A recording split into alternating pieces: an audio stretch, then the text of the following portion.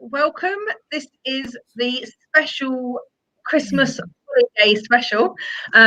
We are really, really excited to be talking to Christie Conochalla, who literally performed a Christmas miracle for us all, shall we say. For myself, too. Yeah. This was a bit unexpected, but basically, Christie reached out mid-December and was like, would you be interested in a new Christmas holiday short? And of course I said yes, that would be great, thinking it was maybe already filmed and at, the end stages of editing, only to find out that actually it hadn't even been started. So it's such an amazing process. I thought it'd be really good to share it with everyone and talk through, and I guess prove to people that, like, if you're really dedicated and committed to something and lucky, you can perform a miracle. So, Christie, talk us through a little bit about how Marry Christmas came about. Well, I had a couple of days off before the holidays, and it has been a very trying year. This is the first holiday that I haven't been with my family, like, in my entire life. So I had a bunch of days off leading up to the holiday, and I was thinking to myself, like, I gotta do something. I have to fill my time with something. What would be great? So unrelated, I was talking to my buddy James, who is one of my best friends. I've known him since I moved to California about 15 years ago. And he has a drone. He just got his license. I said, yo, what are you doing these days? Do you want to come up and help me shoot a movie? I want to do a little movie to fill in my time on my off time. I didn't expect him to say yes, because you'll notice him in the credits of almost all of my movies. I abuse him as much as humanly possible, unfortunately. And he said, yeah, he had nothing going on. So once he said yes, I sat down with my producing partner, Jessica, and we came up with an outline of what we thought because we both have a soft spot for, like, Christmas TV movies. So we kind of sat down and was like, well, what would this story be if we made the perfect story with all of our COVID restrictions? Like, what do I have in my space? Like, who do I have to utilize that would help me out with this? And we came up with the outline of the story, and then maybe like 2 days later, I wrote the dialogue for it, because all I knew is I wanted the drone shot coming in and then the drone shot going out, and they were going to walk and talk about something, and then they were going to end up on the front porch, and then there was going to be a proposal, because I just felt like that is the perfect holiday film. So filled in the script maybe 2 days later. Of course, my first thought was I want to work with Marie again. We've been doing festivals, and we had the launch on Lesflicks for Forever Not Maybe. Marie is one of the stars of Forever Not Maybe, and just hanging out with her again on all these platforms has been so fun. And I immediately was like, it's got to be Marie. She comes to the table already with, like, that perfect warmth, and so I wanted her in it. When I talked to her, she was not here. She was working. She was doing something in Austin, and she literally was like, "Well, when are you shooting?" I said, "I don't know. I don't have any details. I think we might shoot on the 21st. I need to." Like, I was asking her if she had someone to reach out, an actor to reach out in her COVID circle, so that we would, all be more comfortable in that way. Which she didn't. So I started thinking, well, maybe I can find another actor who has friends in their COVID circle. Couldn't find anybody who was here. I happened in January or early February, right before the pandemic, I had coffee with Sarah, who is the other actor. She is a friend of mine. And she had just moved here not that long ago from Georgia. And then, I had coffee with her, just kind of talk about what it's like being a filmmaker here in Los Angeles and all the ins and outs and things like that. So I was going through my contacts, like, who could I ask? And I blindly asked her, never saw her act before in her entire life. She happened to be here that day, but she did leave on a red-eye flight to go back home for the holidays pretty much right after. So we got on set. I had no idea what was going to happen. And fortunately for me, I had two amazing actors who had incredible chemistry. Of course, we all got our COVID tests, which was a stress because I actually didn't get my negative results until about an hour after we started shooting. And I had to have, the conversations with them because I didn't have to be close to them, but they had already gotten their negative results. So I kind of left it to them saying, I'm still waiting on mine. It's saying that they are testing it right now. It's in the lab. It's going to happen any minute. And fortunately, about an hour after, I got the negative result, which made directing a million times easier. Being able to, and the guilt that comes off your shoulders, like when you're talking to them, because they were literally like when they were close to one another, holding their breath. So it was really an experience. And fortunately for me, every step of the way, the timing just worked out and the people involved just worked out. And I think we came up, there were some small problems that we didn't have time to fix because I wanted to get it out before Christmas. So there are some small problems, but I myself, before I go to bed, I've been watching that like 4 times, and I wish that it were a feature film, because I just think it's a wonderful little Christmas short that I just like, my head is like, I love this movie so much.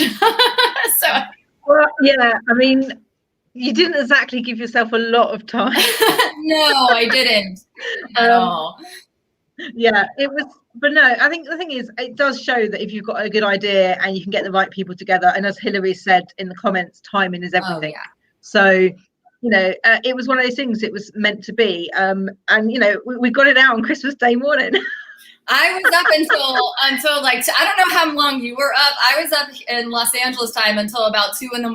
exporting it. And the problem is I would export it and then I would put it up on Vimeo to look at it and listen to it on my TV, because in my editor, it's a 100% different experience than what you would see on your phones. I'm like trying to watch it on all of my devices before I send you like the official one.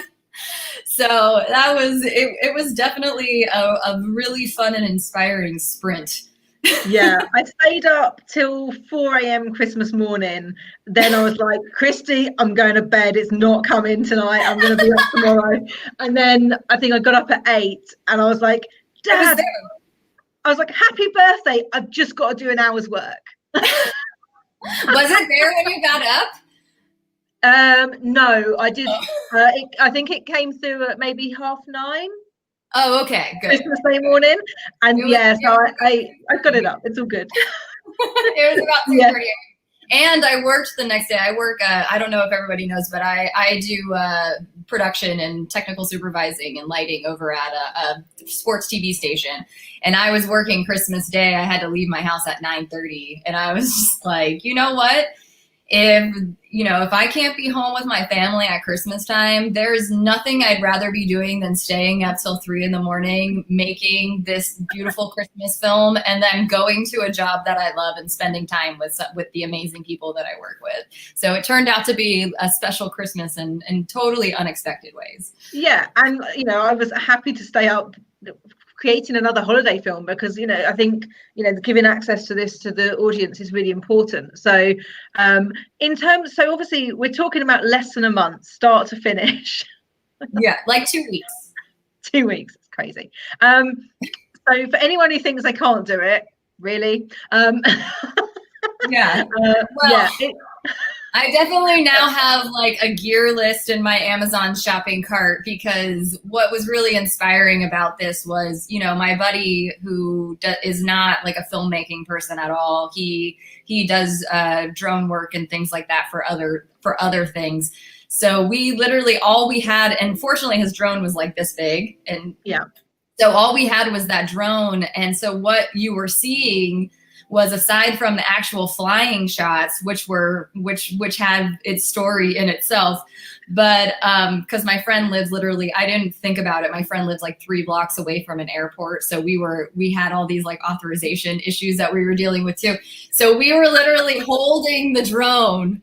It was just me and James, and it was like we were kind of taking turns who was getting the shot and who was holding, like, I have this little LED light, so it was like one light. and he was holding his phone so I could see it while I was looking at the light. And it was just, you know, you can do it if it's simple enough. And that, I think that's the because you could have chosen an indoor short film, like in a room, maybe a bit of easier. I mean, everybody's doing like these relationship, you know, indoor things. And I think that they're great, but just, I have this terrible thing in my head that everything has to be so like big. And, you know, I wanted that, you know, Christmas movie, that wholesome Christmas movie feel that you're used to. And I just didn't feel like I could get that going inside. Plus the fact that the person's house, because, you know, when Jessica and I were talking about it, we were like, you know, and I was talking to Lisa about it too, and we all wanted like this bigger story, like they go to that, because we all really wanted this sense of like acceptance in it. I feel like that's something that we don't get out of a lot of commercial like Christmas films with queer characters, where it's not about, you know, what their identity is. It's about, you know, just two people having a holiday. So we really wanted like the parents to open the door and it all be a surprise. And I was like, okay, well, that's a really great idea. And I want to do it too, except I'm using my friend's house. And she's like, she is being COVID safe, and she wants nobody in her house that's not in her circle, you know? So we had to work within the parameters of what we had and what we could get. And people say, well, you can go indoor to some other house, but I didn't want it to be like a huge thing. I wanted to work on it being big, but simple at the same time.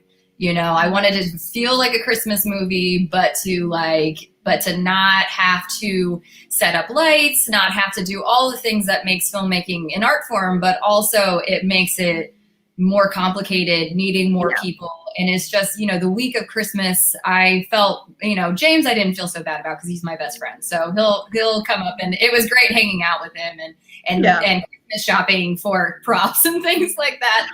And we went all over town looking for a wreath. Here's a little thing. The week of Christmas, they start putting Christmas decorations out at Halloween now. The week of Christmas, there are none. We went to Home Depot and we were like, we went to 1,000 stores, but at the Home Depot, we finally asked someone, we were like, do you have any Christmas decorations? And he's looking at me like it's the middle of July. He was like, you know. So, what I would point out, Christie, is I think most people film their Christmas films in January or February. Yeah, and well, here a lot of them are in July. There's a parking lot in Culver City that I've seen some Christmas setups, and I'm just like, and it's great to see people sweating while the fake snow comes down. But certainly, I don't think many people, as you say, are probably thinking at the last week before Christmas that they need to decorate. It's COVID. Who knows what people want? We all need joy in our own ways. Yeah. So actually, on the kind of COVID side of fronts, Hilary, a screener's asked you, is there anything you've taken from COVID shooting that you would put into future projects? Help share your learning. Well, what I did learn, because you know, it's really hard, and I'm sure Hilary knows, it's really hard to be a filmmaker, right? Because we all have these visions and these scripts that we want to put into production, and we want them to look like the movies that we love. Like, if I could make Carol 1,000 times in my lifetime, I would die so happy. But that requires quite a bit. So what I learned from this process is that I could create these little pieces of myself, small, with literally nothing, and feel like a sense of satisfaction as a storyteller, where I'm so grateful to have the ability to reach out to Naomi and say, hey, I have this thing. Do you have space for it? And you say, yeah. So I will take that, like working toward doing more of that while I'm working toward the bigger ones, because when you're working toward a feature film, like I have a Christmas feature film that I pitched a lot last year. It was right before the whole explosion of the Hallmark pulling that lesbian ad, and then led to them doing the gay Christmas movie this year. So it was right before that. So everybody I talked to was just kind of like, no, we don't want to take the risk on that. We understand that there's probably, you know, an audience for it, but nobody's doing it yet, so we don't want to take the risk, was basically. And I almost had it toward another site that does like Harlequin romance type stuff, but it just wasn't steamy enough, you know, for that kind of thing. So it's really soul crushing to have this vision for, you know, for a full length feature film and just like go through all the roadblocks that we all go through in trying to make a feature film. We are asking for like $1 million to do something. That's like no small amount for people to say, oh, you're kind of unknown and you have this thing that has an audience, but we've never seen like proof of that audience yet or proof that it's necessary. So it's just doing something so simple within the realm of what I want my Christmas feature to be, which I still hope to make now that Clea has opened the door wide open for us, which I still want to make. But this made it feel like it wasn't an impossible feat because I could do something like this and get that storytelling energy out and plan to do something similar in the future. Brilliant. Vicky Stamper says she watched it last night. It's wonderful. You should definitely make a sequel. The chemistry that comes across between the two actors is quite special. Right? How great are they? How great are Sarah and Marie? And I'm sorry, I'm playing with my hair because I was just like, I don't know what to do with it. Jessica told me that it looks fantastic, but I don't believe her. So obviously, yeah, I mean, how much time did they have to kind of get to know each other? How much time? Oh, well, you know, we had a Zoom call. Yep. We had about a 20-minute Zoom call, like after Sarah, she was working on something, and we had about a 20-minute Zoom call where I really wanted to be honest with them about what to expect, which was, we're going to be shooting. It's not going to be a long day. We're going to be outside. It's going to be like 40 degrees, which is freezing for people in Los Angeles. It's going to be like 40 degrees. We have no house to go into. I don't know if anything's open for a bathroom. So if you need to go to the bathroom, we have got to take a community trip to my apartment down the street. And so I was being very honest with what to expect with them. They had talked briefly. We got off the call, and then they met the day that we were shooting. Wow. And I tried to leave them alone. Like I just kind of like walked in front of them and just tried to leave them to their own devices while I worked with James on whatever tech that we were working on. But the thing that I love about Marie, and because, you know, when we were casting for Forever Not Maybe, I had asked Mandala already because I knew, you know, I had seen All About E. I have the forethought to know that Mandala was going to be a big deal in the community.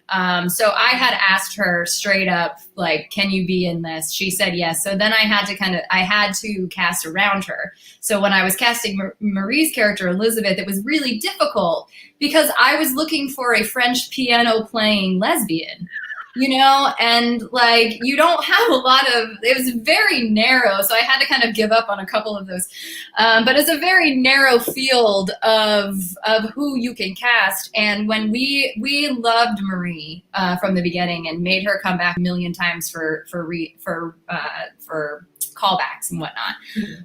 And even then I was questioning how, because Marie and Mandala couldn't really meet until we were shooting, because Mandala lived in Adelaide, Australia at the time.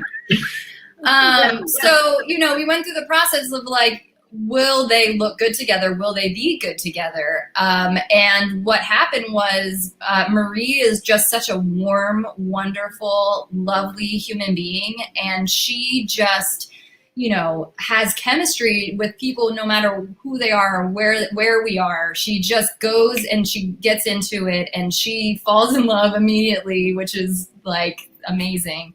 And that's what happened here. I was questioning, you know, oh my gosh, I was looking at the photos of them together. Are they going to do it for the project and the audience? And when we were shooting the first shot, walking up the pathway, that we did all of that stuff first in front of my friend's house. And I was watching the monitor and they had so much chemistry that I thought I was watching a movie and I forgot to call cut. And Marie is like, I'm holding my breath, I'm holding my breath, I'm holding my breath. And I was like, oh my gosh, I'm so sorry. I was watching the movie. Then I love it. Cut. Yes, we can cut. I'm sorry. I'm so sorry. Wow. Hi, Barb. Hey, thank you so much. That means so much to me. We've got some good news. That's a bit of an echo. More? Hillary Esquina, when are we collaborating on a holiday movie with Mandala? I would absolutely love to have a holiday movie with Mandala. Maybe we'll get it together. Is Mandala watching? I'll text her. I'll text her later to see if she's interested. So in terms of, at the moment, this year has been a kind of a big boom of holiday movies. Did that definitely inspire you to make this easier to do, would you say? No, I watch holiday movies all year round. I watch Carol every other day. That's not true. I watch it a lot. I love holiday movies, and I grew up, and you could probably tell from my filmmaking style, I grew up watching like rom-com romance movies, TV movies, and holiday is like a big part of that. Like I just loved those films. So I have wanted to make a Christmas film for a very long time. And then last year I wrote the script, and I've been trying to get that into production. So yeah, it's been something that I've always wanted to do. If I could make a holiday movie a year, I'd be a happy camper. Well, I think you've proven you can do one a month. Yeah. Well, Jessica, my producing partner, is out of town for the holidays right now. She said that she gets back on the 5th, and we are planning more small shoots like that. So I need to make a little bit of money so I can buy the gear. Okay.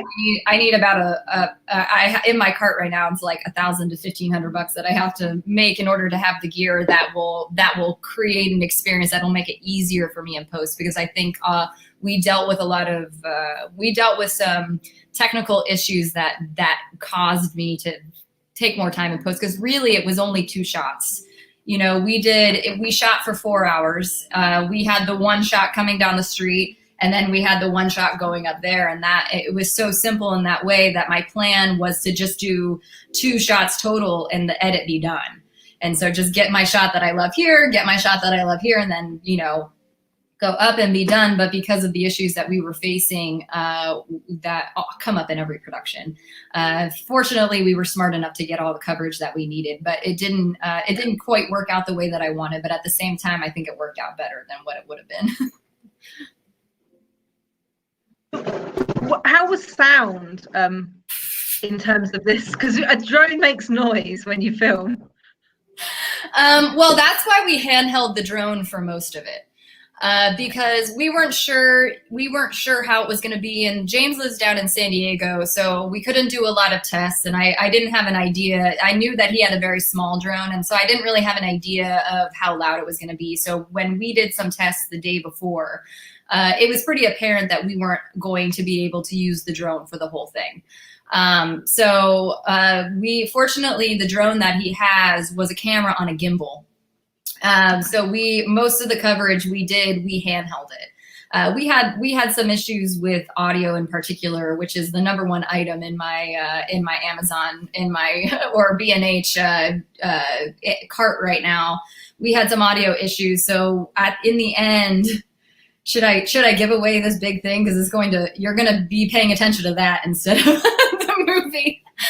So in the end, we did about 20 takes between the two shots. And in the end, I had 4 audio files that were in existence. And 1 audio file had the drone in it. So it was unusable. And 1 audio file was we had shot the rehearsal. And so they weren't quite in it with their characters yet. It was the first thing that we ever shot. So I had 3 audio files really to work from, and what you see there is almost never the audio that was shot with the video. I had to hand do all of that stuff. So you've got some lapel mics in your kit, have you then? We had a couple of lavs. It was the recorder that we had. Yeah. So we did what we could, and even now, Sarah went out of town very shortly after we shot, and I had significant ADR from Marie. So when Sarah gets back, I think I'm going to go ahead and get the ADR from her, because she was like, I'm at my parents' house, all I have is my phone. And when you're on a deadline, you're like, okay, well, we're gonna go with that, and then we'll try to pick it up later and do what we can to continue to make it special. It bothers me, but I don't know if it bothers anybody else. But it will be updated once she gets back. So this is like a preview version, and we're going to get a secondary version. It is with a different audio yeah. mix, more than likely. Yeah.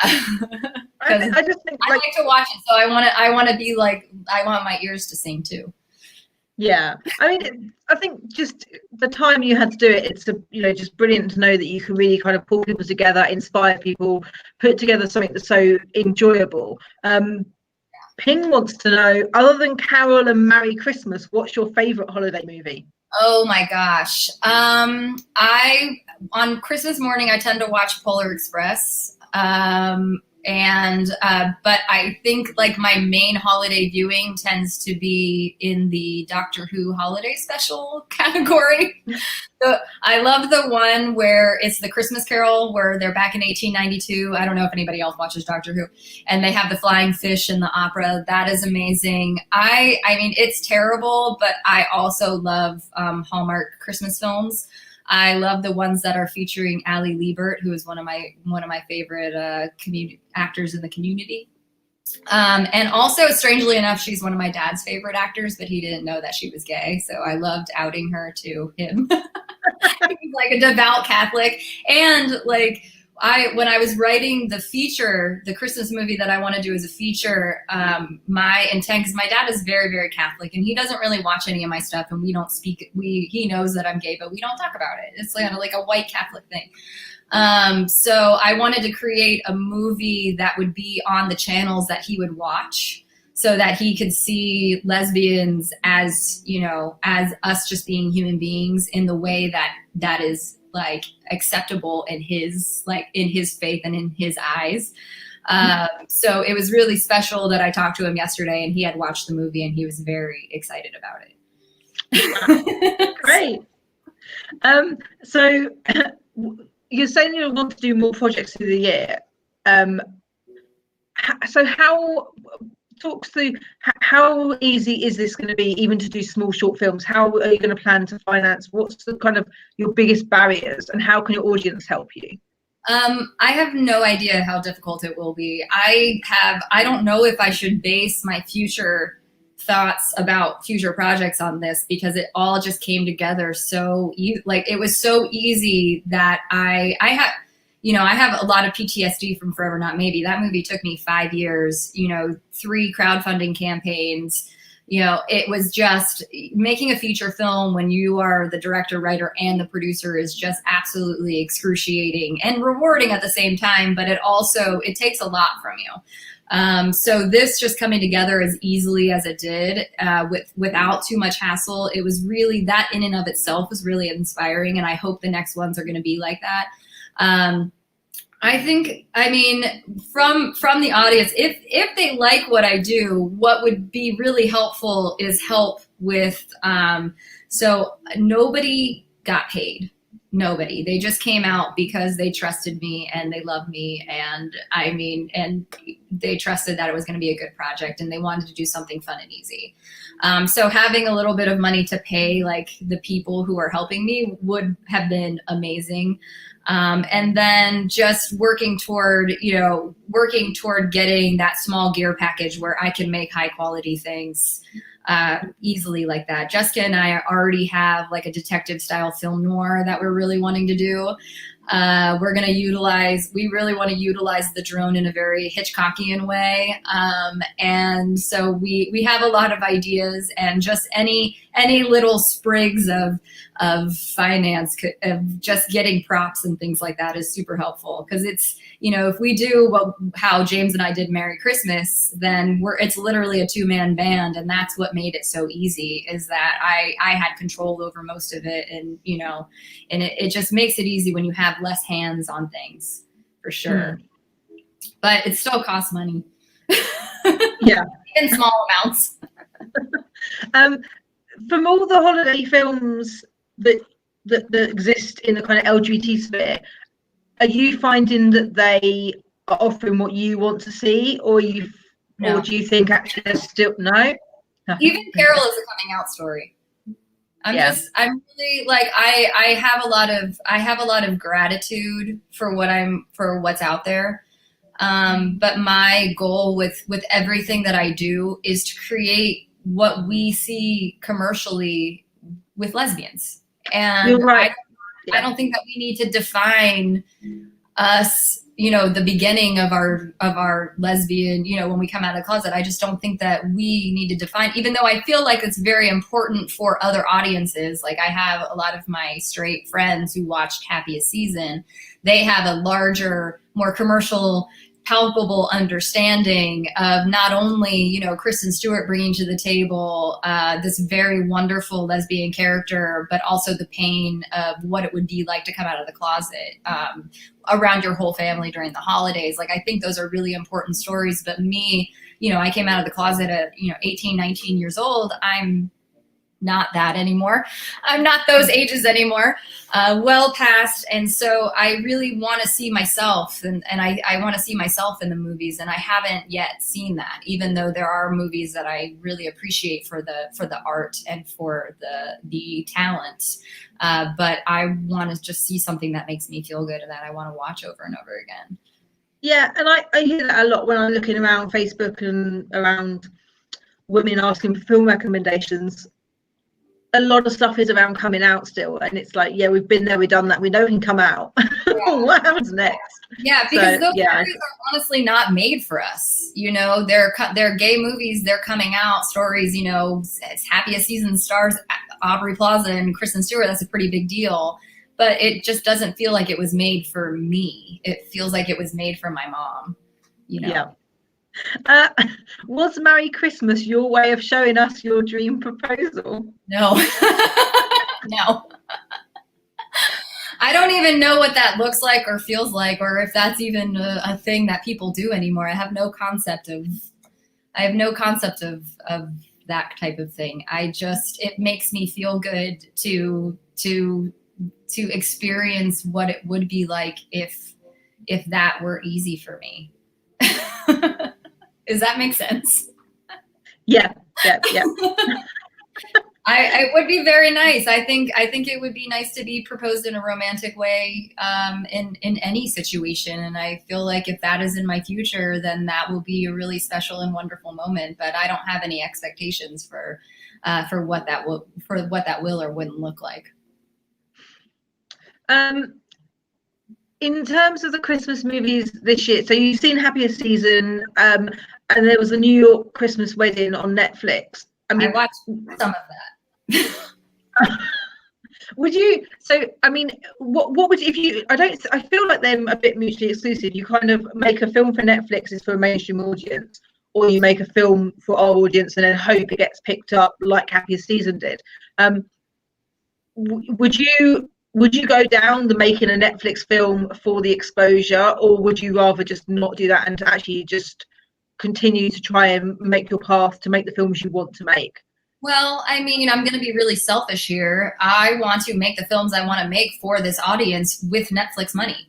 And I don't think that should be like a really subversive idea.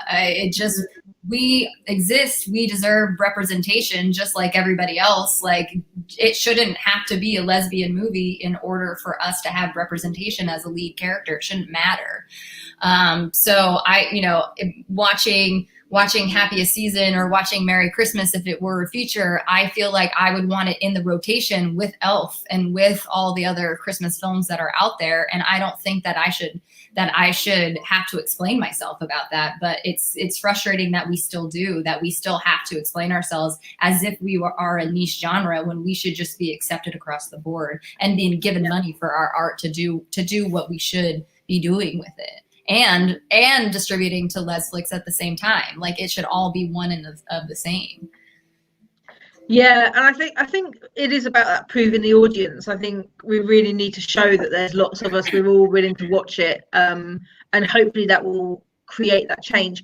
You already can look at, if you look at the journey of like Tello Films had Season of Love, and the first year it was just on Tello, and then this year they've done I Hate New Year's, and it's on Tello, and you and then all the kind of, you know, purchase platforms like iTunes and Apple TV, you can see the progress.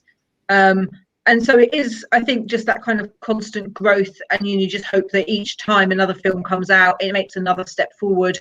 If it's successful, it builds on that. So we just got to keep kind of hoping that more people can make films more quickly, and then we can just keep pushing them all forward together.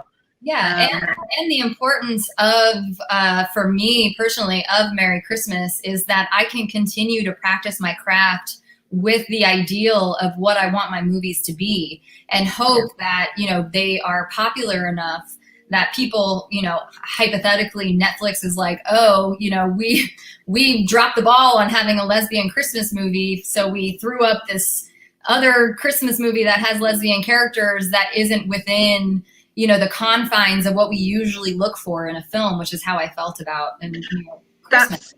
That's exactly how I felt. That film, it was almost like they needed a film, and that film happened to be around. And and if I continue making work that I believe in for our audience at Lesflicks, and I would love to have it on Tello and all those other things, then the hope is that someone will find value in that, and we will be in that ideal world that I was just talking about. Because let's be honest, like I love Tello movies and I love what they put out. But getting your feature on Amazon, iTunes, and all those platforms is not rocket science. So what my ideal is, and they have total creative control over their stuff, and I think that that's really important, and that's important for them. But me as a filmmaker, I want to be hired to direct things. I don't want to have to produce everything. I want, you know, Netflix to say, hey, we have a lesbian Christmas film that we have on the roster for next year. We want you to direct it. Like, that's my dream. So my dream isn't necessarily like creating the thing for myself and then having to figure out what to do with it. It's having people from Amazon, from Netflix, and from all of the places that we watch stuff saying, we have things for you that we know you would be great to direct, that's going to then in turn serve the audience who has followed you from, you know, I made Once Upon a Zipper. Well, I made Home in 2012 and Once Upon a Zipper in 2013. So all the people who have kind of been following that journey. Vicky's actually also asked, she's referencing your feature film, Forever Not Maybe, and asking if it's been on the festival circuit, because she seems to think that would be really good for helping to fund future films. Did you want to explain a little bit about the journey that went on? So it has done a very small festival journey, and I'm really proud of the festivals that we have gotten into. So we premiered in Manhattan at the Big Apple Film Festival, which was an incredible experience. Sorry, my dog is barking at something. Please hold 1 second.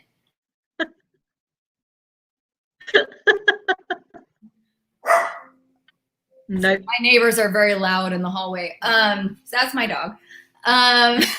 She got a new pink tracksuit for Christmas from Jessica. So what were we talking about? Oh, Forever Not Maybe. Yeah. So we premiered at the Big Apple Film Festival in Manhattan, which was an incredible experience. I purposely put it into the Central Florida Film Festival and crossed my fingers, because that's where my whole family lives. And I had like 20 family members come to support me to see Forever Not Maybe. And it was so fun to walk to the red carpet with my sister and my mom and my aunt and uncle and everybody. So that was really great. And then it did other festivals that I wasn't able to make it to. And then we ended last week actually at the North Hollywood Cinefest. We were supposed to have our LA premiere in person in April, but of course they had to take it to the digital platform. And so we ended the festival run through North Hollywood Cinefest, and which took home awards. Mandala got the Best Actor in the festival for North Hollywood Cinefest, and I won Best Director, which was really, really an exciting experience. I love winning awards, of course, but I was more excited for Mandala because of how much she deserved that award and how hard that she worked on the project coming in, not ever having done an American accent before. And her, you know, her and Marie having to stay in love for the 5-year span that we shot. So it was really, and try not to change too much. Like, fortunately, they both have really great genes. I think Marie got younger. I mean, you challenged them a lot with that. I think that's, yeah. I mean, what would you, if you think about it, there's the risk that, like, you know, Mandala might have gone back to Australia. Like, oh, you know, and Mandala can tell you, I was a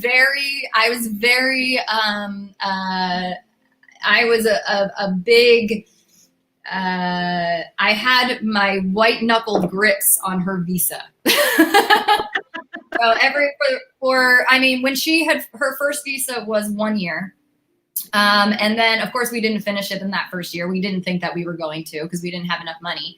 But that second year we made sure to try to get her the 3-year visa. And then I think we got her third visa as well. But Casey, my executive producer, and I that was our full-time job, was making sure that she had all the requirements to continue to have that visa. And we are so grateful, and we're grateful to still have her here in Los Angeles, and hope she continues to be able to stay here and work, because what she does, the work that she does in the community and outside the community is really incredible. And I really want to see her further her success, because she is so talented. And I have a supernatural drama feature that I want her in as well. So, but that's probably a couple years down the line. But we just have more work to do. So I hope that she continues to be able to stay here in the States. But I just wanted to finish the question about funding. Yeah. You hope that people see your film and you start to gain accolades and things like that, and that'll be helpful. But I have noticed that it's not entirely helpful. It can be, but I really love this festival experience. It's one of my favorite things to do. I love going in person and watching everybody's films. I love the filmmaker support. Like, everything about the festival process is amazing. But when you're a filmmaker, you have to kind of maintain your expectations of what you're going to gain from film festivals. You can more likely get distribution, which is, you know, the Gustavo from the North Hollywood Cinefest, who is a huge fan of the film, a huge fan of Mandala's acting, and has really been helpful networking the movie, helping me network the movie to get it to a larger audience. I think that is really helpful, but I haven't known from my filmmaking life, from Once Upon a Zipper, August in the City, that have all done amazing festival runs. I haven't known that to be helpful for funding. That's just a totally different part of filmmaking, and it'd be great, but I don't think it's a reality. I was reading somewhere just yesterday that even getting into, you know, a big festival like Sundance, actually only really 20% of those films get a distribution deal from that. So even in terms of, it's so small. I mean, Marilee Rivera's, she was the writer-director of Mosquito Amari. You've seen that one? So I saw her on a panel in West Hollywood a couple years ago, and she had won all sorts of awards from the biggest festivals there are.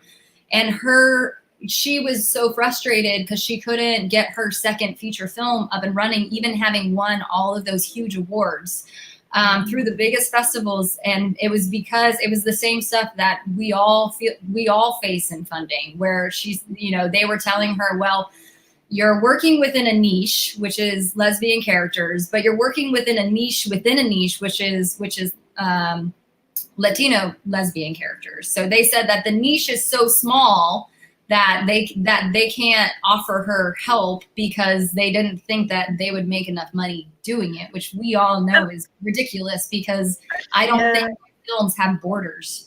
Well, I was going to say, isn't that frustrating that rather than seeing two pots that sit side by side and overlap, they see it as actually a pot within a pot and smaller, whereas actually you should be looking at it as you've got two audiences and there's a small overlap to those audiences, but actually it's a bigger. And so it's very frustrating the way that kind of decision is made in that sense. And her talk there made me very depressed. And also, you know, Desiree Akavon, who did Appropriate Behavior. She did The Bisexual on Hulu, and she also, I mean, Appropriate Behavior was a Sundance darling. It went everywhere. It won Tribeca. It did amazing things. It's an incredible film. She changed the way that I see comedy.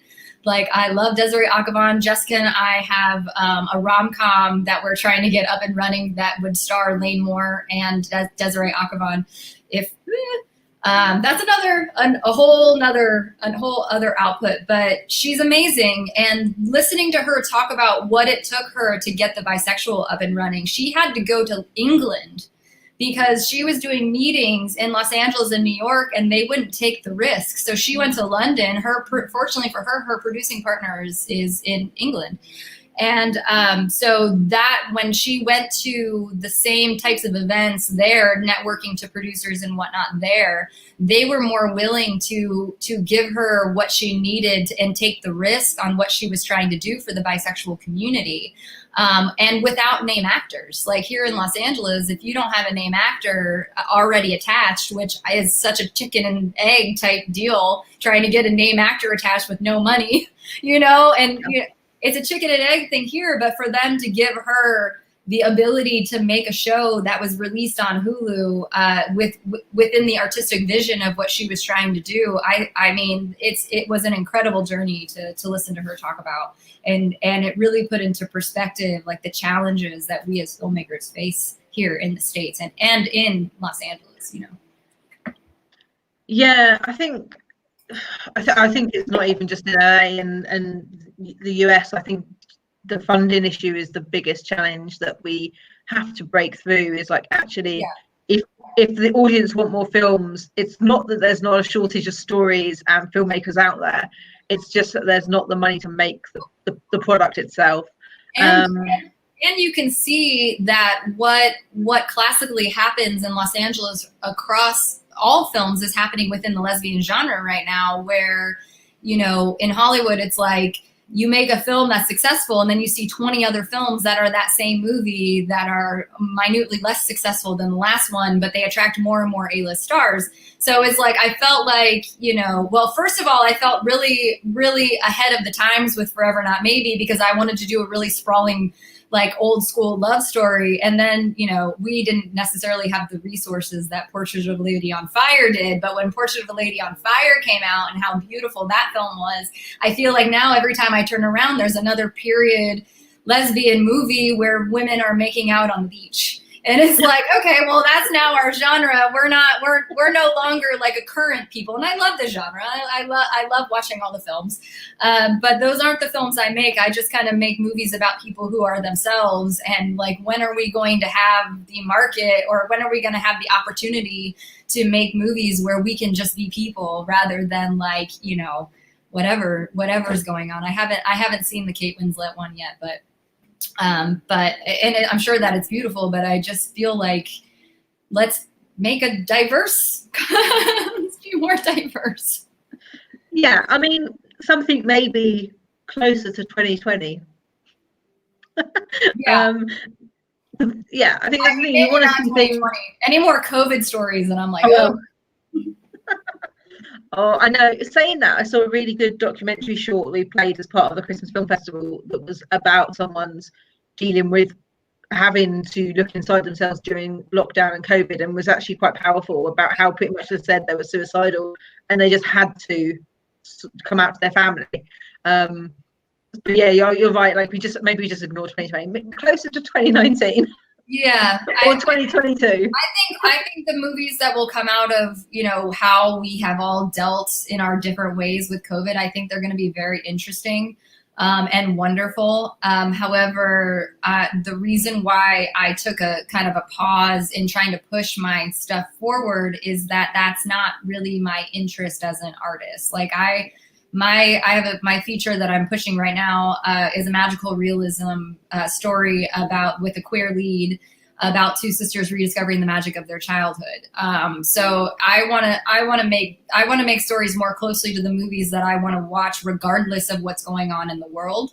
And I hope to be able to have the opportunity to do that in the future, and hopefully all of the work that's coming out for our community and about us will make it easier on the other side of 2020. I look forward to all of the COVID, watching them. It's just not the movies that I want to make, which is really obvious with Merry Christmas for sure.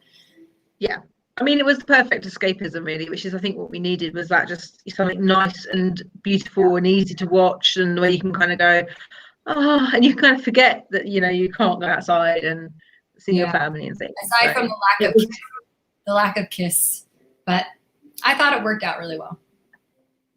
Yeah, I mean, I guess that is the challenge, isn't it? Is like, there are restrictions you do have to stick to. I think you did really well given what you had to work with.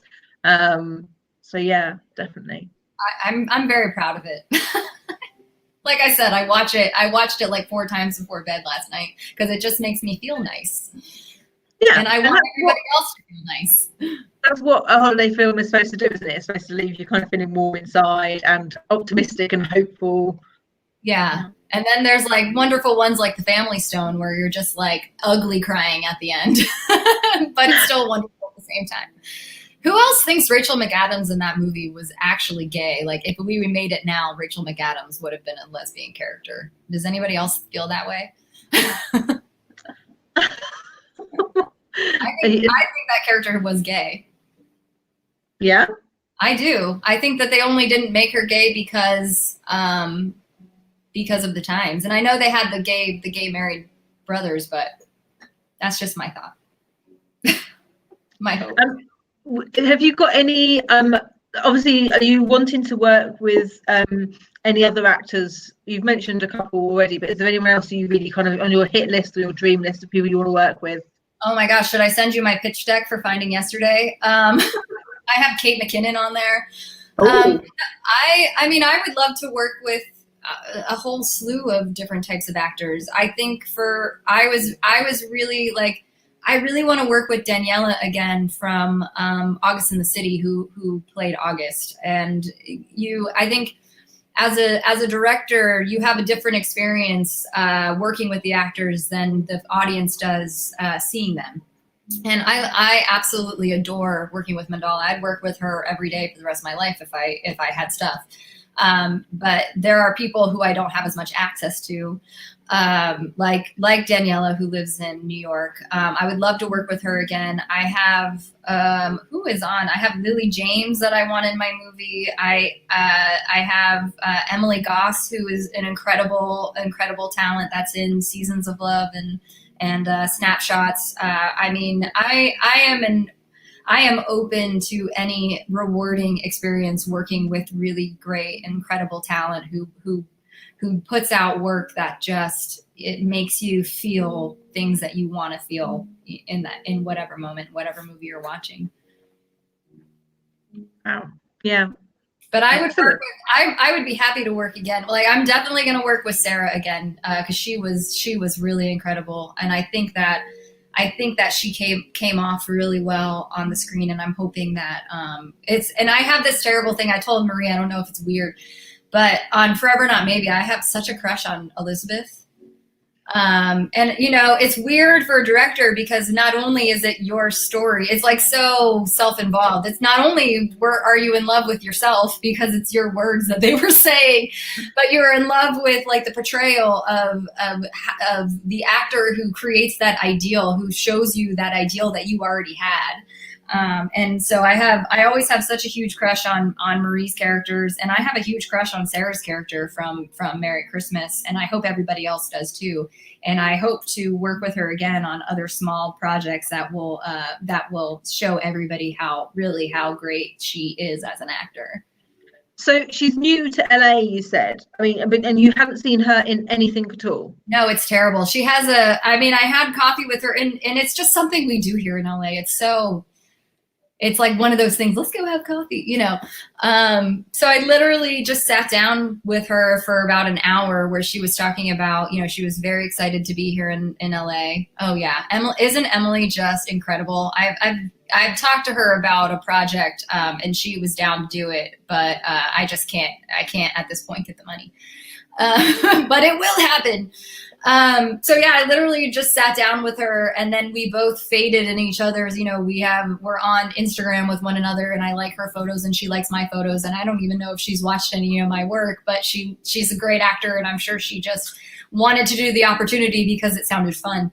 But now I'm a huge fan, and I'll definitely be trying to work with her on more stuff. Excellent. I know. I literally, when you reached out and was like, you know, are you interested in a Christmas film? And then I found out like that you haven't even shot it. All I thought was, oh my God, I need to get myself over to America. Yeah, you do. And it's funny because even the morning of that we were going to shoot, I didn't know if we were going to shoot because James came up here the day before. And we were buying all the stuff that we needed, but my COVID test didn't come through. And at that point, Sarah's COVID test hadn't come through. So I was talking to James like, well, this is either going to be, you know, a short film making experience, or this was just an excuse for us to hang out on the holidays because I haven't seen you in like months. Yeah. Yeah, you know, either way, it was a win-win situation. But I'm really glad, you know, that the morning of, Sarah said, you know, sent me the screenshot of her negative, and then it was just like, are you okay that I don't have mine yet? And it was on, and I'm so happy that it worked out because it really is such a special film. Barbara Paulino says, get Mandela and Emily in another project other than Dating in Place. That's too much talent together. I'll go crazy. So for anyone who hasn't seen Dating in Place, it's a new COVID series that's been released. That's got Emily Goss, Mandela Rose, and a couple of other actors, and is on Reverie. So that's definitely worth watching. And that was filmed remotely, completely. Like yeah. Each actor was everything: makeup, lighting, DOP, the lot. So very interesting project. And I am such a fan of Marina Rice Bader. Like, she's one of my very best friends, and anything that she does to me is absolute magic. So that I'm so happy that worked out really well for her and her team. Yeah, Marina kept sending me like behind the scenes videos through the process, and I was just like, how are they even like doing this? It's crazy. And it's really exciting to see creativity happening in chaos. And the projects were happening. And trying to keep the people who are helping you and working with you safe. I think that was the hardest thing for me, is that I just felt this sense of guilt the whole time that I was putting my actors in danger for this project. And I just kept, you know, Sarah going home, I was like, what if I kill Sarah's grandmother? You know, and that guilt was very interesting to kind of deal with in that situation. But fortunately, it all worked out all right. And do you think would you do another project in under a month, or would you maybe give yourself a little bit more time? It depends. I think I found that to be a really satisfying experience, just because how quickly I got it together, and having the deadline, I think made the energy a little more positive. Like, if you have too much time, you know. Yeah, and we do have, you know, there are these kind of, you know, filmmaking competitions out there, aren't there, which are literally like, you know, you've got so much time to go. So it is possible, and obviously it's just about the audience knowing that there's restrictions in place that mean that certain things might not be as polished as they would be if you had a lot of time. Well, the only reason I'm asking it is just no pressure, but Valentine's Day is about 19 days away. You're right. I should totally do Valentine's Day. Jessica. 49 days, I think you've got, maybe. Jessica, are you watching? We have to do it Valentine's Day. I need to make that money. Yeah, I'm just looking. I think you've got you've got ages. You've got 1, 2, 3, 4, 5, 6.5 weeks. Yeah, that's totally. You're right. And everybody should keep me honest on all the things that are happening, because I don't know if anybody else is like this, but COVID totally took away my internal clock. I don't know where we are in time. I don't know what I'm doing. But you're right. I should do a Valentine's Day thing. Man, I should have held the proposal for the Valentine's Day one. I'll have to do something else. But yeah, so just putting out there. That would be too expected anyway. Yeah. So my dad was like, I kept wondering why you spelled Mary wrong. I must admit, when you sent it through and there was no synopsis, I was just like, oh my God. And like, I've been trying to prep my team as well to kind of say, like, there's a film coming. They're like, what's it called and what's it about? I was like, I've got no idea. You just trusted me. I mean, that's a big deal. You trusted me hardcore on that. Did it pan out? Was it as good as, like, was it? Yeah, I mean, no, I really enjoyed it, but the pressure of kind of going, okay, well, all I've got is a film and a title. There's no synopsis. Christie's asleep. So I've got to make something up. To be honest with you, I barely knew what it was about until, like, at the same time you did. I was editing, like, oh, this movie has a proposal. Do you like your synopsis, or do we need to change it? I mean, literally, I was like, no. I just felt like I was under so much pressure. I did drop the ball on that, and I apologize. No, but the pressure for me, I was literally just like, oh my God, I'm describing someone else's film and there's no time to sign it off. I hope it's good enough. I was like, I think we made a great team, to be honest with you. And I got to vent to you a little bit at the end when I was really stressed out. I appreciated an objective person to vent to. Yeah, no, I mean, to be honest, I found the whole process quite enjoyable and quite interesting, just to be kind of like, hey guys, there's a new film coming through at some point. And all we know is it's a Christmas film. I've got no idea how long it is. I don't know who's in it. We've got no idea what the storyline is. It's coming at some point before Christmas, yeah. I think. And you kind of had an idea of what it would be like based on my other stuff, because I feel like, and yeah. I sent the movie to Gustavo from North Hollywood Cinefest, just so that he could get a kick out of it. And he had mentioned, he goes, oh, this is totally within your style. And I'm going, yes, I totally have a style now that people recognize. Yeah, I think luckily I've got a team who are used to me kind of coming up with kind of quite vague ideas, short timelines, and none of them were just like, what? They were just like, okay, it's fine. Your team is incredible. I love them all. Yeah, I know. Yeah, me as well. I literally was just like, I'm like, it's Christmas. Who's online? Like, Here, lesbian movie, everyone. Who's online? Yeah. This is amazing. Such a great feature. How you did it, I don't know so quick. I guess in feature as in film, not short film, not feature film. But yes. I don't either. It was mostly luck, which I think, makes some of the best projects. And sometimes when you give yourself such a short deadline, you don't have time to overthink it, which I think is really helpful. For me, like I feel like my stories are very complicated. Like Forever Not Maybe was a very big movie. It was really ambitious, and we had to scale down while we were shooting. So this one, I was really on the ball with when I was talking to my people. I was really on the ball with, okay, we have to make it simple. Like we can't do anything that's going to be setups. Like we're doing this rogue. We're not putting down a tripod. We're not doing anything. So it was a really interesting journey to make it as simple as possible. And I think the simplicity of it really is what is one of the most special things about it. It was just so direct and so on point that I think it was really special. But at the same time, I'm surprised by how unexpected the proposal was to so many people.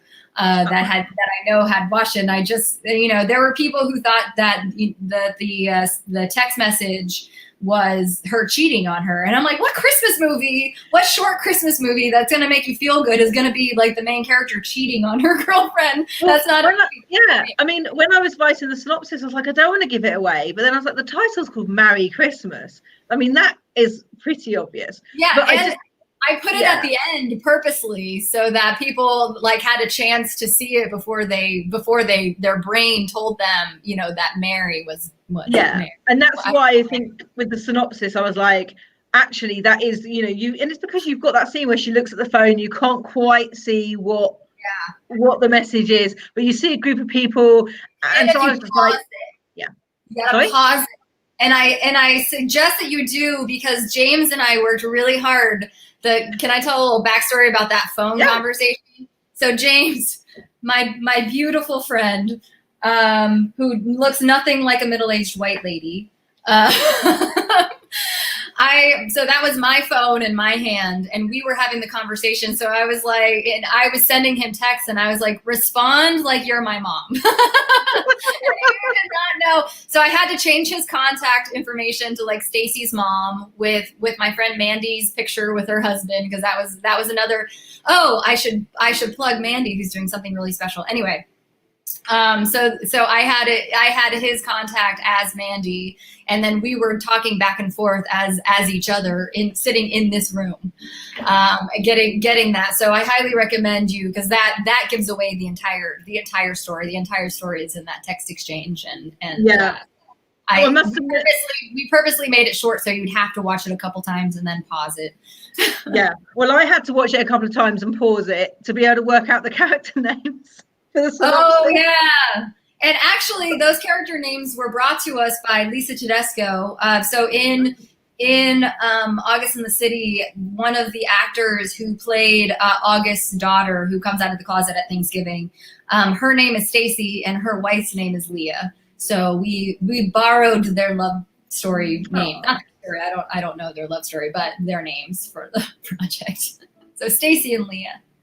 Yeah, I literally was like, oh my god, thank god the phone says who one of the cat, and then I was like yeah, I must admit, I literally was just like, okay, I can totally glean everything I need from watching the film. Yes, exactly. At 4 a.m. with one eye open. No, luckily that was 9:30. I had a few hours sleep, because I must admit, I think I would have struggled at 4:30 at that point. I'm glad actually I did get 4 hours sleep before I did it. That was helpful.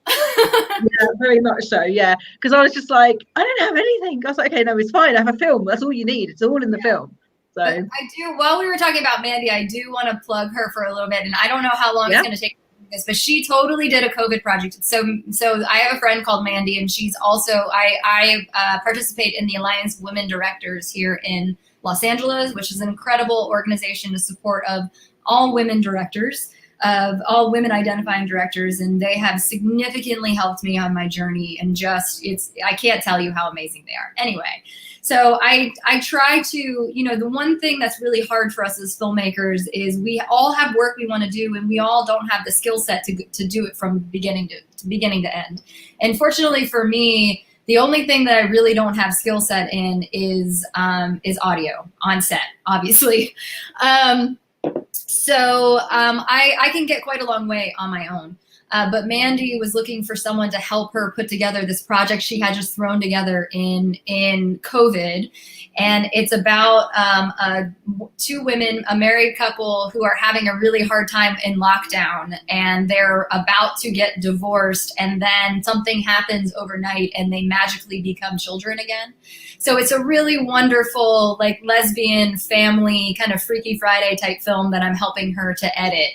And she honestly, I watch it, and that's like after Merry Christmas, I always watch the assembly of that movie. And I'm telling her, I was like, I'm telling you, once we get this done, I totally have an audience and places for you to send it, because it is just such a wonderful film, right within the scope of what we're all trying to do with our movies. And Mandy is not a lesbian. She chose the characters to be gay simply because she has 2 daughters. And so she brought her friend in, and they became the married couple, and they made what they could make within the realm of COVID. And it created such a special family film about a lesbian couple. And I am so happy to be a part of it, and I can't wait until it's done and that everybody can see it, because I'm super excited about it. What is Mandy's surname? Because that would help you look her up. Mandy Fabian. Fabian. Okay. Yeah. I'll type it in this private chat thing. Yeah. And then what can we look forward to? She also was the family that was on the phone. That was her family. Okay, yeah. At one point, I thought you were going to say your friend dressed up as a woman and stage. Oh, no. She had her best friend. Her and her best friend are the main actors in it, and then her two daughters are the actors who play them as younger. So she really, like, I think that, you know, I've seen a lot of projects coming out of COVID, but I think she took it to this other really amazing level. And I can't wait. She honestly, you know, when I showed her the assembly, it's a 15-minute film that I created out of all the footage, and she gave it to me because I think she knew that I'm good at putting puzzles like this together and editing. That's what I did for Forever Not Maybe. We just had like 3 terabytes of footage that I created a movie out of. And so when I put it together and showed her, she was like, I literally thought this was going to be a 4-minute like sketch comedy, and you made it this whole other amazing thing. And so now she's going back and she's reshooting some parts that have more problematic production issues. So okay. I can't wait till it's done. So apart from obviously your Valentines short, which we've now pretty much confirmed. Valentines short, yes, thank you. What can we look forward to in the future? Oh, you know, I think what COVID has taught me is to really look at what's happening to me from day to day, and taking the present and really being grateful for what's being offered to me in the present. I really hope I have all of those projects to do. I have the rom-com with Jessica starring Lane Moore. I have the drama, Finding Yesterday, that I have my pitch deck for, the Christmas movie, the supernatural drama that I want Mandala in. Like, I have all of those up to bat on the plate. I don't know. I work in sports TV and I don't know any of the cliches. I have all of those things ready for people who may be interested in helping me go on that journey. And then I've had other opportunities that have come through people that I know that are in the very developing stages that I have interest in. So I'm just taking it day to day and accepting the opportunities that come my way. But I think for the immediate future, I feel really inspired and energized about doing these small projects like Merry Christmas. And really, you know, it's just having 2 people do it and make something great is so amazing. Because for me, who has to produce my own stuff and I hate it, it just is so amazing to not have to manage the health and safety and paychecks of, you know, a crew of 40. So having those small projects to do while I'm still trying to work toward the big feature films that I know will happen. I don't know when. It might be 10 years, it might be 20 years. They're going to happen. I'm going to keep going, and I'm going to keep going toward the goal of creating work for us where it's not just for us. It's like, you know, my mom going on Netflix and seeing a lesbian couple, a movie about a lesbian couple, and not thinking anything about it, because that's just how it should be. You know, we should be in the wider genre, and it shouldn't matter. So I'll keep working toward that, but I'm going to appreciate every opportunity that I'm offered in the present moment. I mean, you're right. I think similarly, I think you have to just look at, it's a really tough time, but there've definitely been some great silver linings if I look at 2020 and what I've done. I mean, we've just published our 2020 year in review for Lesflicks. And I was like, it feels like it's been a couple of months. It's been 12. I don't know what happened. I look back on the numbers, and this is my 142nd public event of 2020. Wow. Did you ever think that you would have this many events? Like, no. It's opened the door for a lot, for a lot of opportunity. And I haven't been a part of that many, but I've been in several. I've been participating in several film festivals and festivals that you've organized with Lesflicks and Curve and everything that we did back. It seems like 10 years ago, but it was like 4 or 5 months ago. But it was just so amazing to be in a space where I could connect not only with you, who I never would have connected this much with, you being in England and me being in Los Angeles, United States. And it's just been so special to connect with so many people in our community from all over the world. I met Julie Kalsef at Outfest a couple years ago, and so seeing her again at your festival with Curve Magazine, and just, hey, like we live next door to each other. That has been so amazing and so uplifting as a filmmaker to be able to have those experiences, not only with filmmakers, but with people who are watching our work, which has been agree. Rewarding. I think it had been maybe 4 years since I'd been in Australia and seen Julie, and I was just like, you just suddenly realised that you can reconnect with people that it just have been, and I've been waiting for Trump to leave America to go back, and I was like, I don't need to wait anymore. I can just go online. There's nowhere more where that is more dramatic than being right in the middle of it. Oh my God.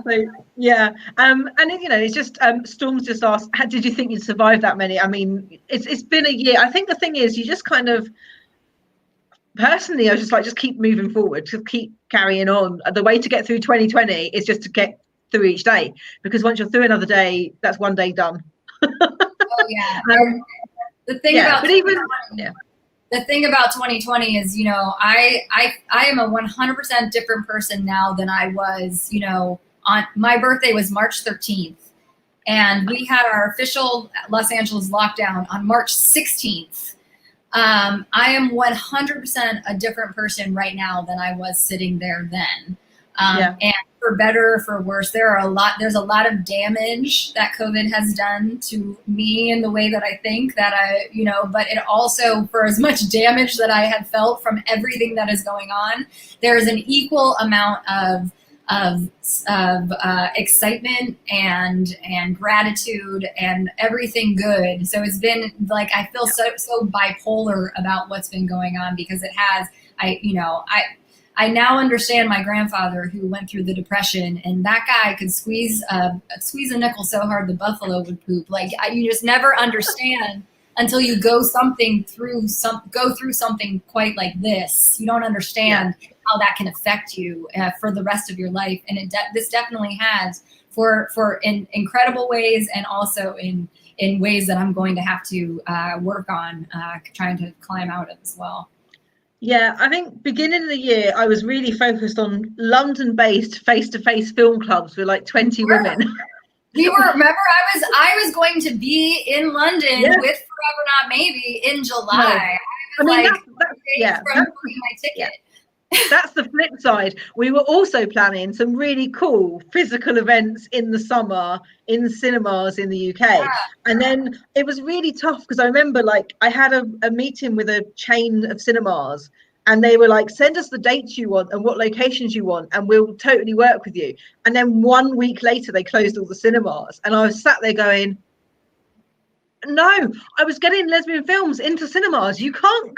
And I was like, what do we do now? And if I look back then as well, the video on demand platform, we just had hardly any content on it, and it was like just not a focus, because we were just focusing on the audience, and suddenly the audience was like ripped out from under you. But actually, we now have such a bigger audience that actually, in a way, I'm like, how do you go back to little small film clubs? Like, they're really important, but now I kind of want them everywhere. Well, I think it's more about when you go into the actual cinema. That's just a totally different experience. That's we're going to this place to appreciate art rather than creating what you've amazingly created with Lesflicks in this time. Like, I am so proud of like being invited to be a part of these things, because you have worked so hard to put your platform on, the next level. And you did it, you changed gears like this. And all of a sudden you went from this XYZ planning for the film clubs and the in-person events. And then all of a sudden Lesflicks was like Netflix, and what you've done is truly, truly incredible. And I am so proud to have my work on here and to be here for absolutely 100%. Yeah. I must admit, though, that, as I say, my team of volunteers with me are very much part of that, because I think I'm really lucky that if I turn around and go, hey, guys, we're going to move platforms, we're going to move by the end of the year, and we've only got 297 video files to move in 8 weeks. They don't kind of go, what? They kind of go, okay, we can do this. So, but actually, funny enough, it was such a tight process that we did the film festival last night, and I went to play the film and I was like, oh my god, the video on demand platform's got a cool new feature where the video can pop out so you can actually do other things while watching the film. And I was like, what a great feature that I didn't even know we had. We all learn as we go. We learn as we go. But that's I literally was like, what, but it's a great feature. Your volunteers and the people who you have who are amazing, who I correspond with on Twitter every single day. I hope to one day know them personally in real life, but that is just a testament to you. And the fact that that you're like, we have 297 films to move across platforms and they are on board with you, that is a testament to you as a human being, how amazing you are, and them believing in this platform. Because I believe that this platform is 100% necessary and needed and wonderful, and everybody should have a subscription to it, because it's a place where people like me can call home for our work, because it's going directly to the people we actually make work for. Because listen, I want to make my work for everybody. I want my parents to watch it. I want everybody to watch it. I want it to be on Netflix. I want Netflix to pay me lots of money to do these things. But I make my movies for you guys. Like I make my movies for me and for you, because I also want to see these types of movies get made and be somewhere. But it's just so amazing to have a place like this for my work to call home. Yeah. Well, I think it's the passion of being so connected to the audience, because that's the reason I do Lesflicks. It's like slightly selfish in a way. I got tired of like, oh, I want to watch a lesbian film. Let me spend 7 hours Googling and trying to find it through the porn. No one wants to do that. So no, I think when you're that committed to something and you really want it yourself, that's what drives that real kind of commitment, I think. And that's, I think, for me, what's driving it forward. And, you know, I'm very lucky. I don't need a lot of sleep to survive. But when I look at the beginning of lockdown as well, like I had a full-time job back in March, and I thought the best time to leave full-time employment was during a global pandemic and recession. You're like, so, I'm going to do you a favor by exiting right now so that you can save money and don't have to worry about my health. And then, and I'll sort out paying the bills later. It's fine. It's all going to work out. Yeah. I mean, I feel like as artists and artist support and people and entrepreneurs, that's just something that we all deal with. Is like, okay, well, this month I'm not doing so well, but I feel really inspired by my Christmas film. One day I'll pay my bills. Yeah. It'll happen one day. They'll be in shock. Yeah. But no, I'm actually very fortunate that I have a job that does pay my bills. So I kid, but I don't want to downplay how fortunate and grateful I am for my position at the sports TV station. I think we do what we do to kind of pay the bills and do what we love, and it's about finding that balance. I must admit, I don't think generally, if it wasn't a pandemic, I don't think I would have made this decision. I do wonder whether I maybe was slightly crazy, but we'll work that one out in March. That comes from craziness. I made a short film in 2 weeks. Yeah, I mean, that's the thing. Like, if I look at, you know, like what you've done, and I'm like, you know what, anything's possible, really. If you want something to happen, at least you can say you've tried as well. I think you've got to just give it 100%. And if it doesn't work with 100%, at least, you know, no one can go, oh, well, you know, you didn't try. So and having the people around you that support what you do and just follow, like, you know, you have your team of volunteers. I have James, Jessica, and Lisa.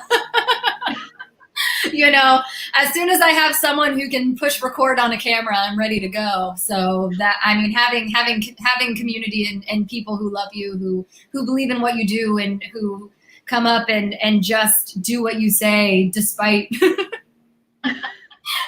despite the stress and all of the things that happen when you're making a movie. That's really important as well. Yeah. So I'm conscious we've gone over the hour. By quite a bit, like 23 minutes. We're just hanging out. Yeah. But thank you so much for I've got the perfect comment. Hang on. Okay.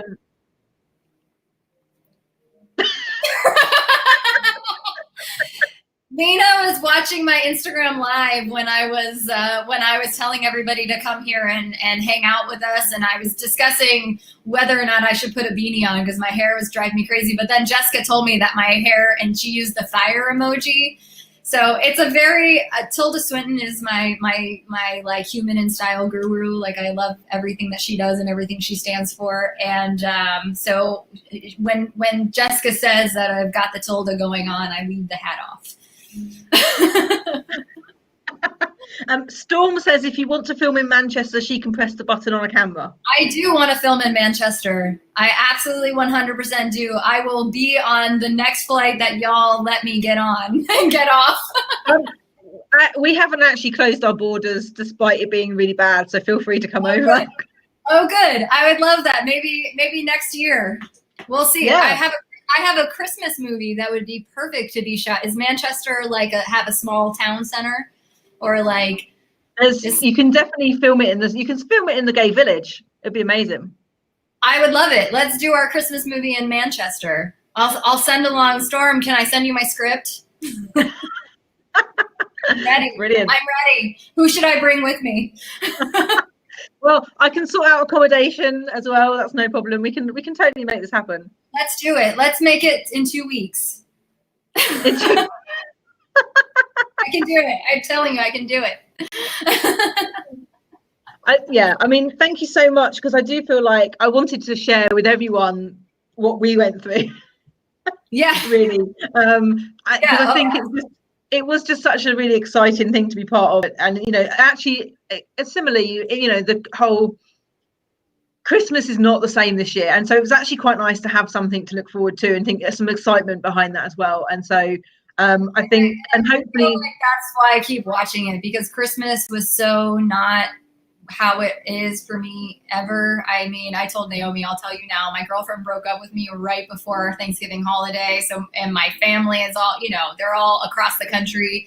And so I just wanted something to make me feel like some semblance of normalcy, because Christmas just kind of came and went. And the only time I feel like Christmas is happening right now is when I watch Happiest Season of Love.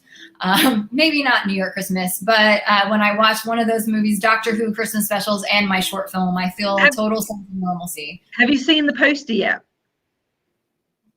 For what? The Postie is a short lesbian film as well we've got, which is very cute.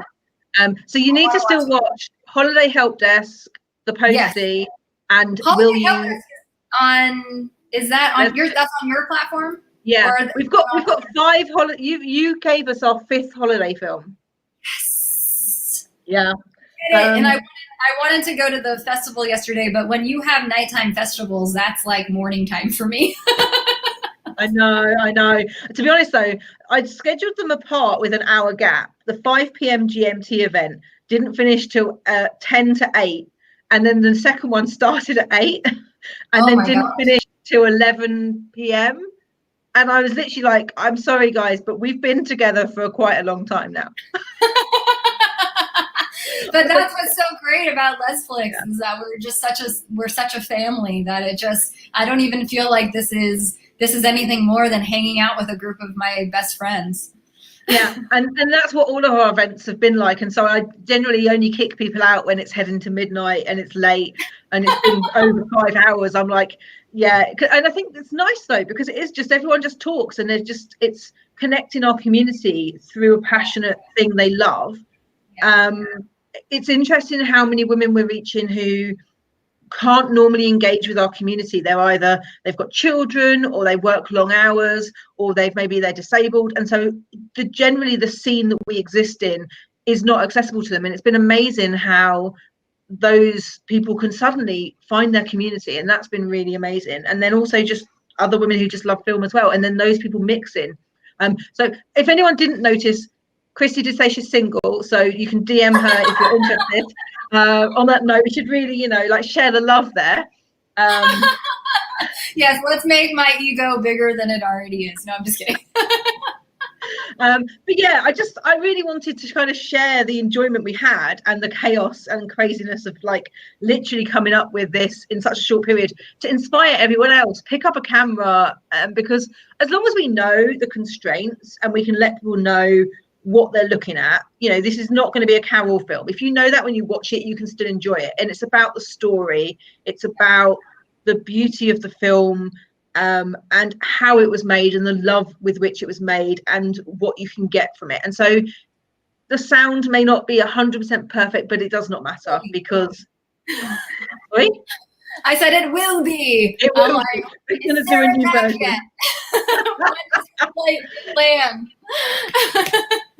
But it's a film made on a micro budget on a short period of time.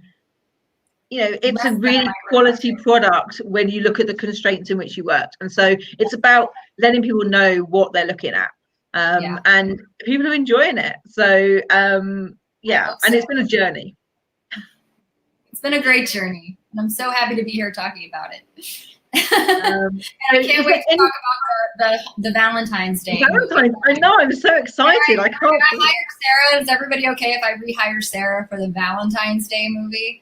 I think I'd be happy. I think, given how little time they had together and the short notice, the chemistry, as you say, was great. So are you thinking just Sarah and someone else, or? I don't know. I mean, come on. You stars align. You had 30 minutes to think about this film. Come on. I have 40 days to think about this film. So, but I would really, it was such a short shoot that I would really like to work with both of them again, because honestly, I really didn't get to direct very much. Marie turned to me and she was like, "Do you have notes?" And I said, "Marie, I'm gonna have to trust you because I'm holding a light. I'm holding the camera. I'm trying not to fall down these stairs walking backwards. So I'm just going to have to trust you." And that's really why I hired Marie, because I knew that I could implicitly trust her with exactly what I was looking for. So I would love to have an experience where I could actually work a little bit more with both of them. Yeah. Anything else you'd like to share? Any last chance for questions from the audience, but also, Christie, anything else you want to share with everyone? Oh, just thank you for hanging out with us for an hour and a half, I think it's been. Yeah. Thank you, Naomi, for getting this all together. I don't think I really have anything. I can talk. Naomi knows I can talk for 10 hours if you let me. So I just want to thank everybody for watching it, and I hope you enjoy it. I hope you don't. Your ears are very forgiving at the beginning.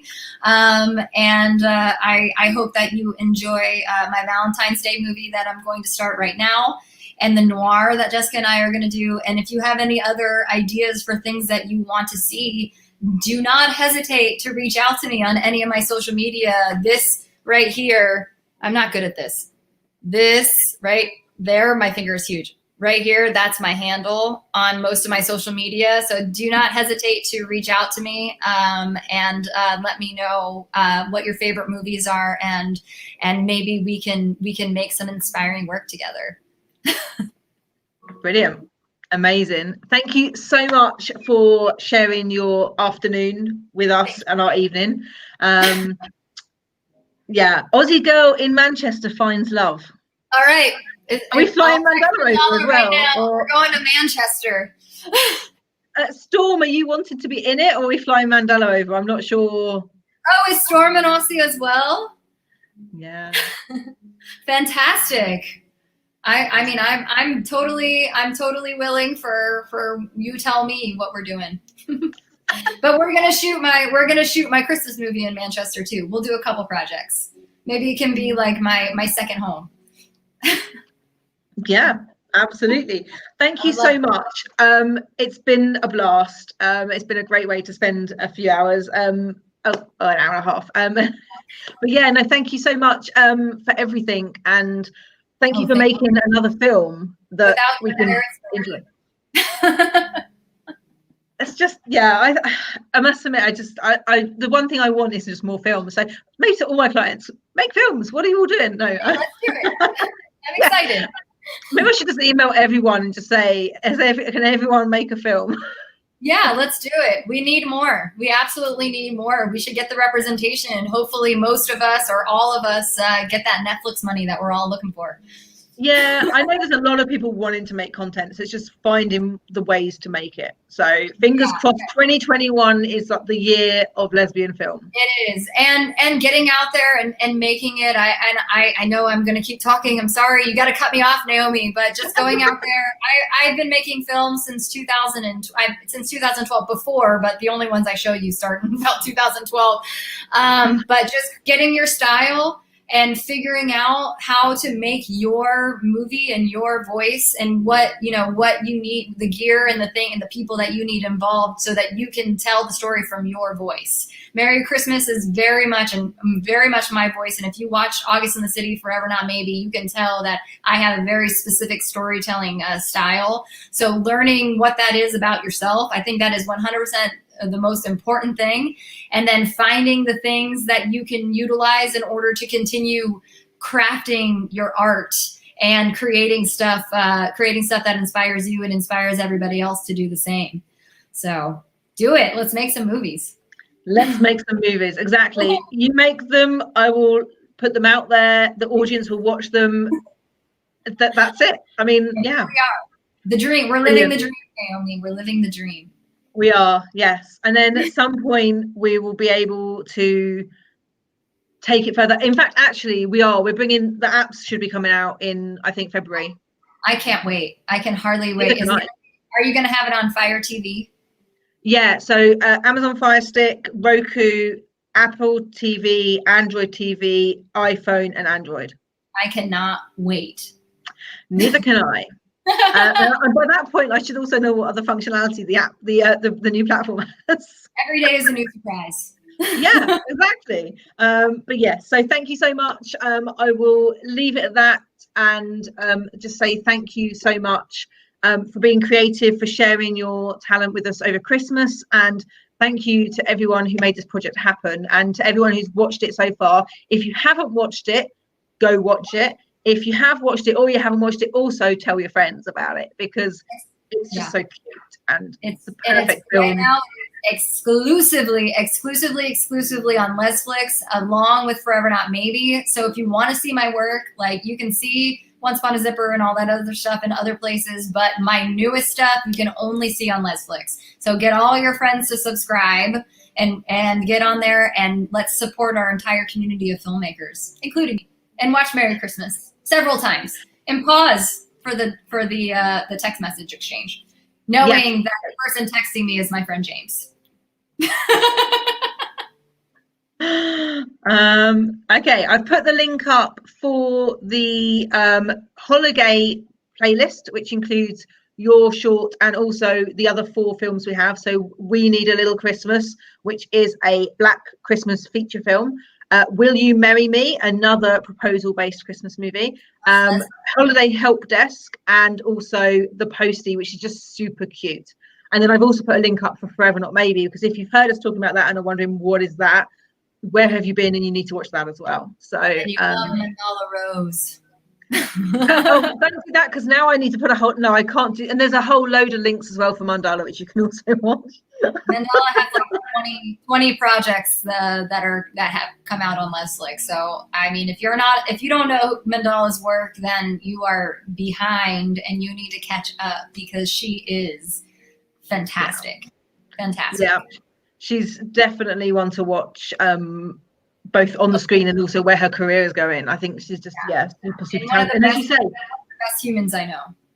Yeah, I think it's nice to know she's easy to work with as well, because obviously, and I think that's why she's getting so much work, is because she's talented and she, is a hard-working person, and that is just the writing and dating in place in her scenes is phenomenal. She's just, I know I'm still talking, we're supposed to be done, but even in Forever Not Maybe, she learned to play songs on the piano and didn't tell me, and then just came and played the piano. And it's that's just who she is. She's so considerate and just a wonderful person to work with, and a wonderful friend. One of my very good friends in this world. And I have very few friends. I have a hard time keeping up with people, but Mandala is definitely on that list of my 5 favorite people. Brilliant.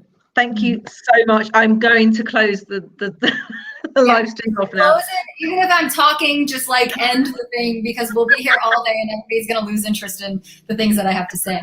Thank you so much. I look forward to joining you on another Zoom to talk about your next project, which is obviously the Valentines short. Untitled Valentine's Day project starring Sarah Durham, hopefully. Yeah. Do feel free, everyone who's watching, if you have any ideas for titles for this unnamed Valentine's film, DM Christie, DM Lesflicks. Would love to hear the suggestions of what this film is going to be called, and then we can build around that. Yeah. And if you want to help me with some kind of crowdfunding campaign so I can get this $1,500 worth of gear to make it a better production and watching experience, and I would be grateful for that too. Do you have like a PayPal give me code or anything, or? I have a PayPal. I don't know anything about these other things. Lisa always does my crowdfunding campaigns. Okay, so if you can arrange to put your PayPal on your social somewhere.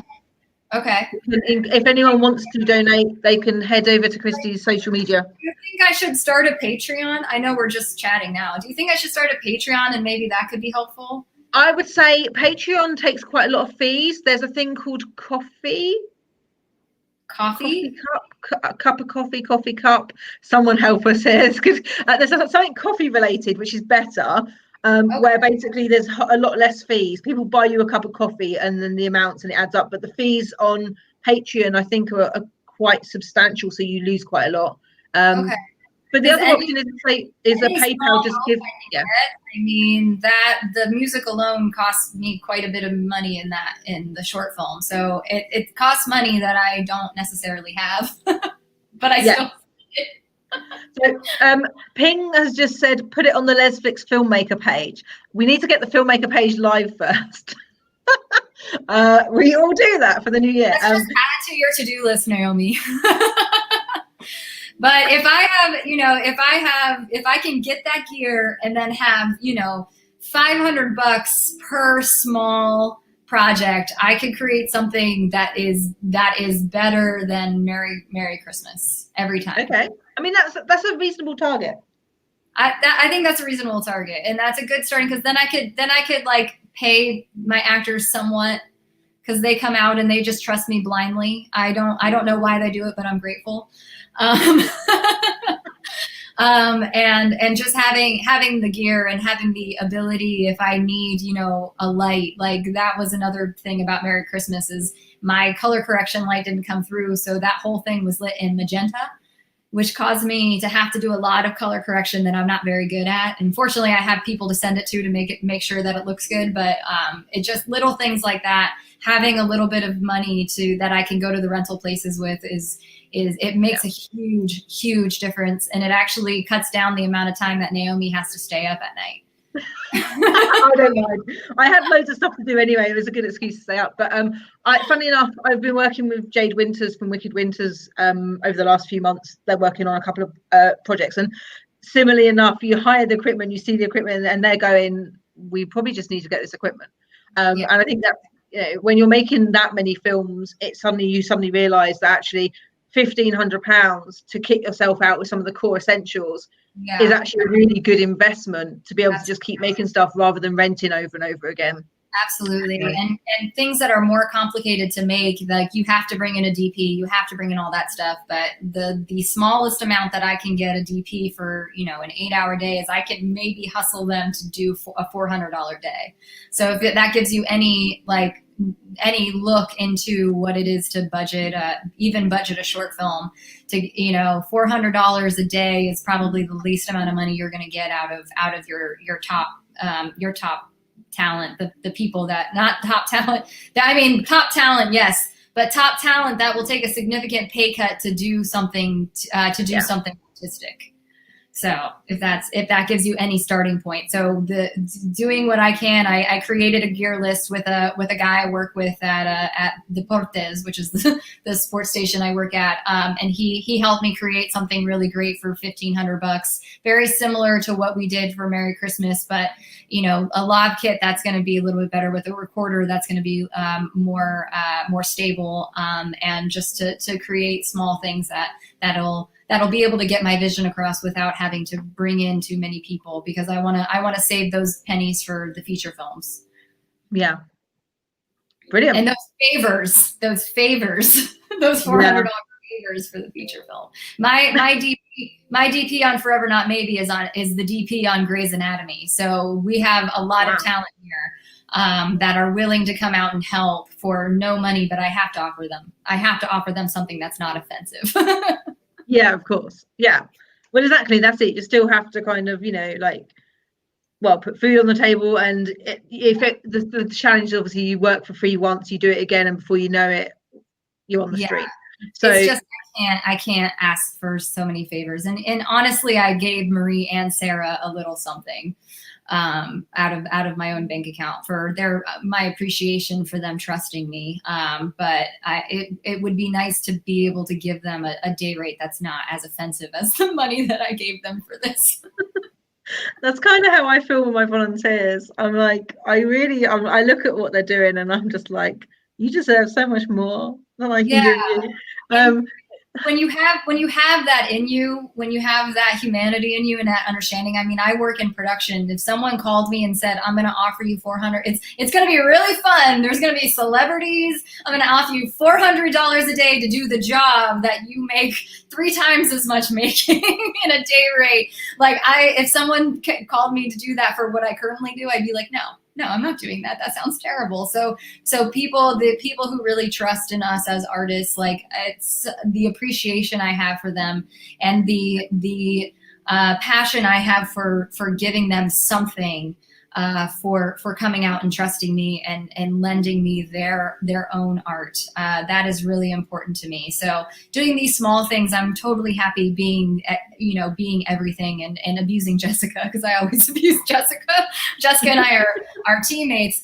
But if any bigger projects, I definitely, I can't get those up and running unless people are making an amount of money that is not offensive to them living their lives and paying their bills and spending 10 to 15 days dedicating their time to my project, because it's just anything less than that, and I just can't do it. I can't.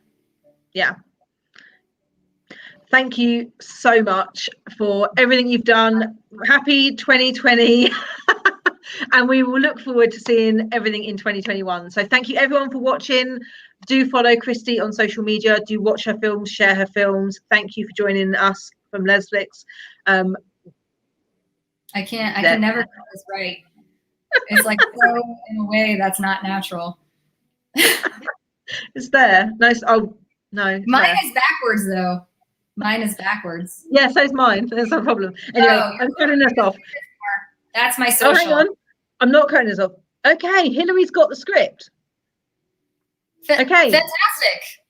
Okay, so send them to me. Hang on. Hillary's also now. Hillary's also committing in here now, so that's another. So, are we also getting a short film from Hillary? I hope so. I'm like going to start typing people in. Yeah. She's in for the Christmas film, but I'm wondering if we can persuade her to do her Valentines film as well. Let's do it. I'm happy for a collaboration. Let's do it. Amazing. So thank you so much. I'm looking forward to seeing lots and lots of short films coming through in the next quarter. We're inspiring everyone to go out and pick up your phone and make a short film. All the holidays. Well, exactly. I mean, I figured one at a time. We'd start with Valentine's and then I'd throw the next one out there. We'll go to like Martin Luther King Jr. Day and Lesbian Visibility Day. Lesbian Visibility Days in April. February to April, there's enough space. Yeah. Yeah. We have a lot of holidays now, I feel. Yeah. We can absolutely. Oh, July the 4th? Yeah. July the 4th. Perfect. Let's make something lesbian there. Perfect. Labor Day. I don't know. Great. Yeah. I don't have a script for the Labor Day one, right, Hillary? Yeah.